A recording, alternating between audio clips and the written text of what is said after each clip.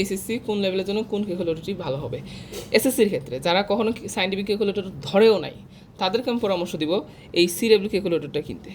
কেননা এই CW ক্যালকুলেটরটা এসএসসিতেও allow, এসএসসিতে এলাও, তার ক্যালকুলেশন স্পিড অনেক ভালো। তবে এটার একটা সমস্যা হলো তাদের ক্ষেত্রে যারা এই মডেলের ক্যালকুলেটর ব্যবহার করছে, কারণ হলো এটার যে বাইরের লেআউট সেটার সাথে অন্যান্য ক্যালকুলেটরের লেআউটে কোনো মিল নাই, সেটা একদম নতুন মডেলের ক্যালকুলেটর।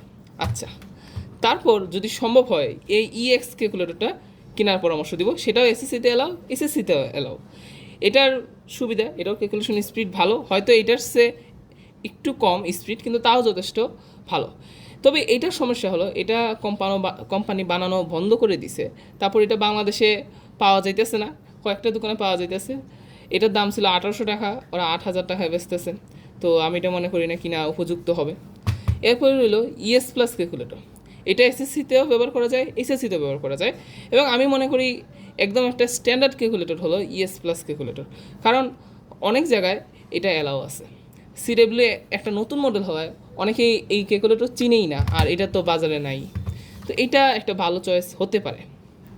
আর সর্বশেষ হলো 991MS। এটা মূলত ঢাকা বিশ্ববিদ্যালয়ের যে ভর্তি পরীক্ষা আছে সেখানে 100 mAh বলা, তো 100 mAh আর এটা সেম, এটার হয়তো একটু ফাংশনালিটি এক দুইটা বেশি, যেটা খুব বেশি ম্যাটার করে না, সেমই। তো এটা শুরু থেকে 9 স্টুডেন্ট ব্যবহার করতে পারে। তবে এটার মধ্যে বড় বড় ক্যালকুলেশন, বিশেষ করে যারা ইঞ্জিনিয়ারিংয়ের জন্য প্রিপারেশন নিতেছে তাদের জন্য এই ক্যালকুলেটরটি উপযুক্ত নয়। তো সর্বোপরি আমি যদি একটা সামারি টানি, যাদের ক্যালকুলেশন স্পিড বেশি দরকার এবং বড় বড় সমীকরণ সলভ করা দরকার খুব তাড়াতাড়ি, তারা সিডব্লিউ ক্যালকুলেটরটি নিতে পারেন। আর যাদের এই মডেলগুলো ব্যবহার করা অভ্যস্ত বা পুরান মডেলগুলো ব্যবহার করা অভ্যস্ত কিন্তু স্পিড দরকার, তারা ইএক্স ক্যালকুলেটরটা নিতে পারেন। কিন্তু যেহেতু এটা বাংলাদেশে এই মুহূর্তে অ্যাভেলেবল না, এটার দাম অনেক চড়া, তাই এটা এই মুহূর্তে আমি ইম্পোর্ট করতে মানা করছি। এরপর হলো 991ES প্লাস ক্যালকুলেটর।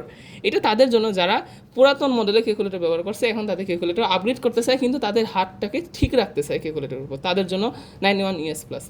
আর এটা আমি বলবো ভর্তি পরীক্ষার প্রিপারেশন নেওয়ার জন্য এই ক্যালকুলেটরটা ব্যবহার শিখতে হবে। So that's it.